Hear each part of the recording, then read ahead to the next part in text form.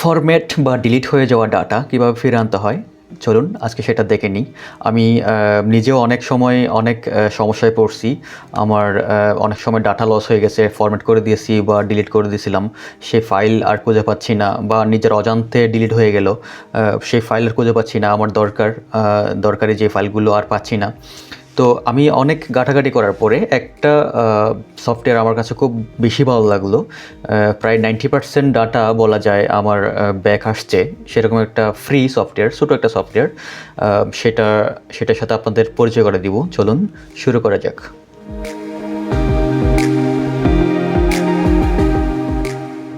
সফটওয়্যারটির link আমি ডেসক্রিপশনে দিয়ে দিব।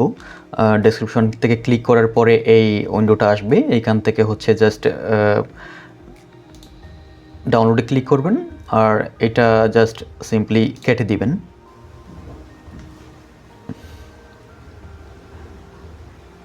আমার সফটওয়্যারটা একবার ডাউনলোড করা আছে, তাই আমাকে বলছে এখানে হচ্ছে ডুপ্লিকেট হয়ে যাচ্ছে। আমি জাস্ট ওকে দিলাম, ডুপ্লিকেট হোক।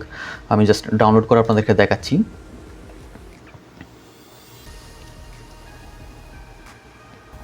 ফাইলটি আমার ডাউনলোড হয়ে গেল। এখান থেকে ওপেন ফোল্ডার দিচ্ছি, সরাসরি লোকেশনে চলে আসলাম। এখান থেকে জাস্ট ডাবল ক্লিক করে এটাকে সেট আপ করে নিতে হবে। ওকে,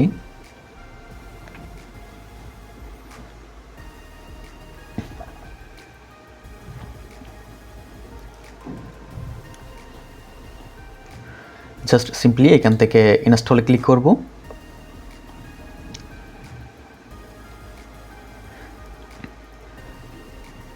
দেখতে পাচ্ছেন এখানে লেখা আসছে সেট আপ কমপ্লিট। এখান থেকে জাস্ট রান করব।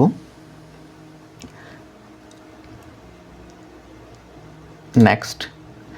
তো এখান থেকে আমরা কি টাইপসের ফাইল আমাদের হারিয়ে গেছে, আমরা কি টাইপসের ফাইল চাই, এটা এখান থেকে পিকচার বা মিউজিক বা ডকুমেন্ট, ভিডিও, কম্প্রেসড ফাইল, এখান থেকে আপনার যেরকম ফাইল আপনি চাচ্ছেন আপনি রিকভার করতে, সেরকম ফাইল আপনি এখান থেকে এটা ক্লিক করে দিতে পারেন। বা আপনি যদি চান যে না, বিভিন্ন ধরনের ফাইল আপনার ডিলিট হয়ে গেছে, বা যে ফাইলগুলো ডিলিট হয়ে গেছে সবগুলো একসাথে চলে আসে, তাহলে এখান থেকে অল ফাইলে ক্লিক করবেন, দেন নেক্সট।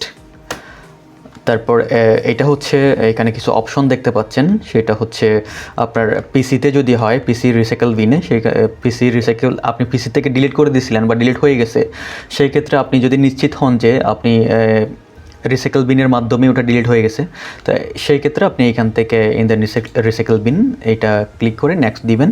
বা আপনার কম্পিউটারের ডকুমেন্টে যদি থাকে তাহলে ডকুমেন্টে।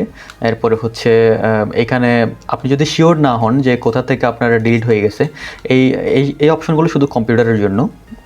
জাস্ট যদি আপনি শিওর না হন তাহলে এখান থেকে আই এম নট শিওর দিয়ে নেক্সট দিবেন। বা যদি কোনো পেন ড্রাইভ বা মেমোরি থেকেই ডাটা লস করেন, তাহলে সেই ক্ষেত্রে এখানে দেখতে পাচ্ছেন ইন এ স্পেসিফিক লোকেশন, এখানে ক্লিক করবেন। এখানে ক্লিক করার পরে এখান থেকে হচ্ছে আপনার ফাইলটা দেখে দিতে হবে, আপনার ডিভাইসটা দেখে দিতে হবে। এখান থেকে আমি এখানে একটা পেন ড্রাইভ লাগিয়ে রাখছি, এই পেন ড্রাইভটা ইউএসবি ড্রাইভ, তো এটাকে আমি দেখিয়ে দিচ্ছি।